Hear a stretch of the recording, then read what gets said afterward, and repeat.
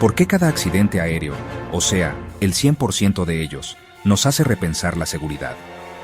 El 9 de marzo, un Beechcraft Bonanza se estrelló en el condado de Lancaster, Pensilvania. 5 personas fueron hospitalizadas, pero no se reportaron heridos en tierra. El avión, que iba camino a Ohio, se incendió al impactar, dañando vehículos y derribando combustible. Los servicios de emergencia respondieron rápidamente, y la FAA ya está investigando